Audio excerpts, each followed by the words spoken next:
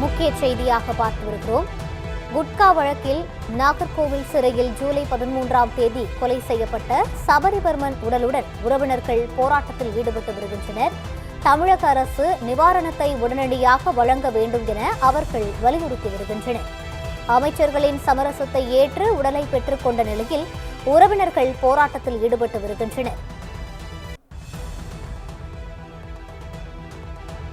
குட்கா வழக்கில் நாகர்கோவில் சிறையில் ஜூலை 13ஆம் தேதி கொல்லப்பட்ட சபரிவர்மனின் உடலுடன் உறவினர்கள் போராட்டத்தில் ஈடுபட்டு வருகின்றனர். அமைச்சர்களின் சமரசத்தை ஏற்று உடலை பெற்றுக் கொண்ட நிலையில் தமிழக அரசு நிவாரணத்தை உடனடியாக வழங்க வேண்டும் என உறவினர்கள் வலியுறுத்தி வருகின்றனர். இதுகுறித்த கூடுதல் விவரங்களை வழங்குவதற்காக எமது செய்தியாளர் சுனில்குமார் இணைந்திருக்கிறார். வணக்கம் சுனில்குமார், முழு விவரங்களை பதிவு செய்யலாம். வணக்கம் ரூபி. அதாவது பார்த்துட்டு கன்னியாகுமரி மாவட்டம் சுசீந்திரம் அடுத்த தென்தாமரைக்குளம் காவல் நிலைய எல்லைக்கு உட்பட்ட ஈத்தங்காடு பகுதியை சேர்ந்த சபரிவர்மன் 36 வயதுடைய மாற்றுத்திறனாளி அப்போதில் ஒரு பெட்டி கடை நடத்தி வந்தார். இந்த பெட்டி கடையிலிருந்து குட்கா விற்பனை செய்ததாக தென்தாமரைக்குளம் போலீசார் அவர் கைது பண்ணியிருந்தாங்க. கைது பண்ணிய நிலையில் கடந்த 9ஆம் தேதி அவர் கைது பண்ணியிருந்தாங்க. கைது பண்ணி நாகர்கோவில் நீதிமன்றத்தில் ஆஜர்படுத்தி சிறையில் அடைக்கப்பட்ட நிலையில் அவர் திடீரென சபரிவர்மன் மர்மமான முறையில் கடந்த 13ஆம் தேதி உயிரிழந்தார். இந்த தகவல் அவரது உறவினர்கள் அவர் உடலை வைக்க ஆசாரிபுரம் அரசு மருத்துவமனை கல்லூரியில் மருத்துவமனையில் பிரேத பரிசோதனைக்கு குவிந்தனர். சபரிவர்மன் போலீசார் அடித்து கொலை செய்யப்பட்டார் என கூறி பல்வேறு கட்ட போராட்டங்களில் ஈடுபட்டு வந்தனர்.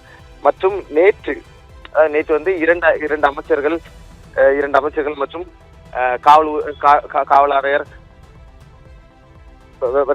சமரசத்தில் பேசி இது பண்ணியிருந்தார். அந்த சபரிவர்மனின் உடலை பெற்றுக்கொண்டு இந்த மாலை உடலை ஆசாரிபுரம் மருத்துவத்திலிருந்து உடலை பெற்றுக்கொண்டு சபரிவர்மன் உடலை பெற்றுக்கொண்டு சென்ற உறவினர்கள் அவர்கள் கூறிய இழப்பீடுகள், அரசு ஆணையிட்ட இழப்பீடுகள் வழங்கவில்லை என கூறி ஈத்தங்காடு பகுதியில் சாலையில் உடலுடன் மறியலில் ஈடுபட்டு வருகிறார். அரசு அறிவித்த அனைத்து நிவாரணங்களும் உதவிகளும் தங்களுக்கு வழங்க வேண்டும் என கூறி தொடர் போராட்டத்தில் ஈடுபட்டு வந்திருக்கிறார். அங்கு ஏராளமான போலீசார் குவிக்கப்பட்டுள்ளது மற்றும் பொதுமக்கள் அங்கு திரண்டுள்ளனர். மற்றும் அது மட்டும் இல்லாமல் அது ஒரு கன்னியாகுமரி டு நாகர்கோவில், கன்னியாகுமரியிலிருந்து நாகர்கோவில் செல்லும் ஒரு 4-வே ரோடு.